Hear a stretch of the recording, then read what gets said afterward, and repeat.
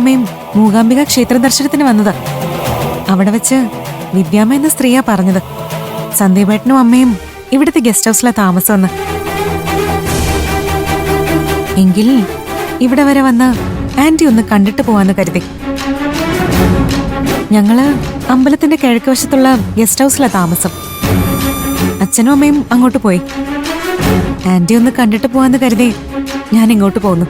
ഇത്ര അത്യാവശ്യമായിട്ട് എന്നെ കാണാൻ തോന്നിയത് എന്തിനാ?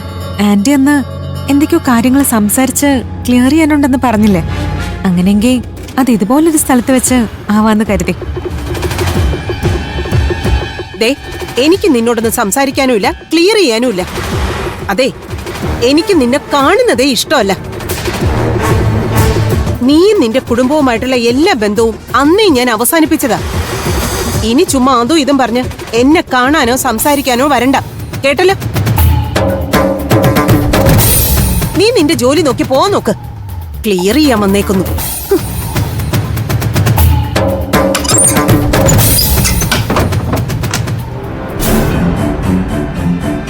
ആരാമേ? എന്താ ഒരു സംസാരം കേട്ടെ? എടാ, ആ ശ്യാമിലിയില്ലേ, അവളായിരുന്നു വന്നത്. ശ്യാമിലിയോ? ആ, അവളെന്താ ഇവിടെ? അച്ഛനും അമ്മയും അവളും കൂടി മൂകാംബിക ദേവിയെ തൊഴാൻ വന്നതാ. അപ്പൊ അവിടെ വെച്ച് ആ വിദ്യാമ്മ പറഞ്ഞുത്രേ നമ്മൾ ഇവിടെ ഉണ്ടെന്ന്. എടാ, നീ ശ്യാമിലിയുടെ കുടുംബവും നമ്മളും തമ്മിലുള്ള പ്രശ്നം വിദ്യാമ്മയോട് പറഞ്ഞു അല്ലേ? എടാ, നിനക്കതിന്റെ വല്ല കാര്യം ഉണ്ടായിരുന്നോ? ഞാൻ വിദ്യാമ്മയോട് ആ കാര്യം ഒന്ന് സൂചിപ്പിച്ചെന്നേ ഉള്ളൂ. ആ, മതിയല്ലോ.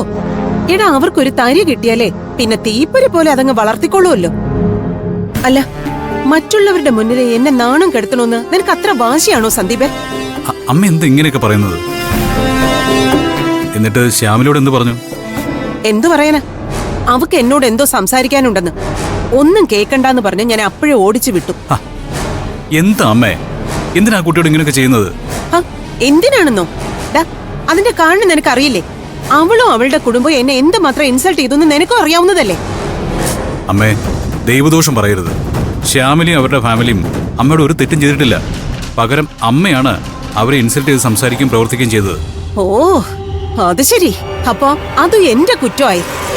എന്തായാലും വേണ്ടില്ല. ദേ, അവരുമായിട്ട് ഇനി ഒരു കോംപ്രമൈസിനും ഞാനില്ല. ഇനി മേലിൽ എന്നെ കാണണമെന്ന് പറഞ്ഞ അവളെ ഇങ്ങോട്ട് കെട്ടിയെടുക്കരുതെന്ന് നീ അവളെ വിളിച്ച് പറഞ്ഞേക്ക്.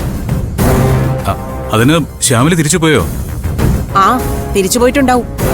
അമ്പലത്തിനടുത്തുള്ള ദേവസ്വം വക ഗസ്റ്റ് ഹൗസിലാണത്രേ അവര് താമസിക്കുന്നത്.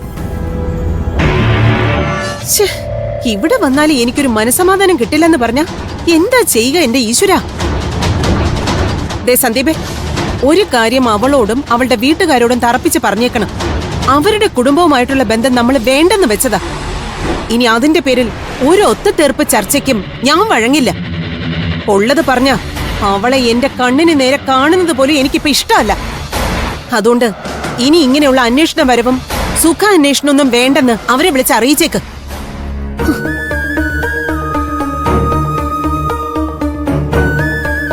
അമ്മ ഇങ്ങനെയൊക്കെ തുടങ്ങിയ ഞാൻ എന്താ ചെയ്യാൻ മുത്തശ്ശി? ആ കുട്ടി ഇന്നും അമ്മ അപമാനിച്ചുവിട്ടിട്ടുണ്ടാവും. അതിപ്പോ അവർക്കൊരു പുതിയ അനുഭവമല്ലല്ലോ. എന്തായാലും ശ്രീകല ഇത്രയും ദേഷ്യത്തിൽ നിൽക്കുമ്പോ അവര് തമ്മിൽ ഇനി ഒരു കൂടിക്കാഴ്ച ഉണ്ടാവാതിരിക്കുന്നതാ നല്ലത്. ദേ, നീ തരം പോലെ അവരോടൊന്ന് സംസാരിച്ചേക്ക്.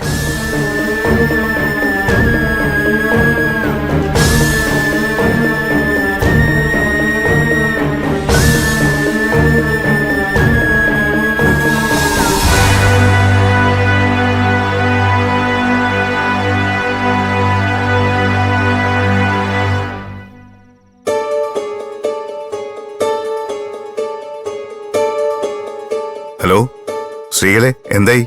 ദേവുട്ടി വന്നോ? എന്റെ തമ്പിയേട്ടാ, നിങ്ങളും ഇപ്പൊ എന്നോട് കള്ളം പറയാനും കബളിപ്പിക്കാനും ഒക്കെ തുടങ്ങിയോ? എന്തു പറ്റി തനിക്ക്? എന്താ താൻ ഇങ്ങനെയൊക്കെ? എന്താ ഉണ്ടായെന്ന് പറ. ദേവുട്ടി വന്നിട്ട് ഞാൻ പറഞ്ഞ പോലെയൊന്നും അല്ലേ സംഭവിച്ചത്? ഇവിടെ ദേവൂട്ടിയൊന്നും വന്നില്ല. അതിന് പകരം വന്നത് ആ ശ്യാമിലിയ, ആ രാജീവിന്റെ മോള്. അവൾ എന്നോട് സംസാരിക്കണമെന്നും പറഞ്ഞ് എന്തൊക്കെയോ വേണ്ടാത്ത ന്യായങ്ങൾ പറയുന്നുണ്ടായിരുന്നു. ശ്യാമിലിയോ? അതെങ്ങനെ ശരിയാവും? അങ്ങനെ വരാൻ വഴിയില്ലല്ലോ. ആ, എങ്കിൽ അങ്ങനെ തന്നെയാ വന്നത്. സംശയമുണ്ടെങ്കിലേ നിങ്ങൾ അമ്പലത്തിനടുത്തുള്ള ആ ദേവസ്വം ഗസ്റ്റ് ഹൗസിൽ ഒന്ന് വിളിച്ചു നോക്ക്. അവളും അവളുടെ അച്ഛനും അമ്മയും ഒക്കെ ഉണ്ട്. അല്ലാതെ ഇവിടെ ദേവൂട്ടി വന്ന് കാല് പിടിച്ച് മാപ്പ് പറയുകയോ സന്ദീപിനെ മറക്കാന്ന് വാക്ക് തരികയോ ഒന്നും ചെയ്തിട്ടില്ല. എന്തായാലും തമ്പിയേട്ടനെ വിശ്വസിച്ച് ഞാൻ അബദ്ധത്തിൽ ചാടിയെന്ന് പറഞ്ഞാൽ മതിയല്ലോ. ഏയ് അങ്ങനെയൊന്നും സംഭവിക്കില്ല ശ്രീകളെ.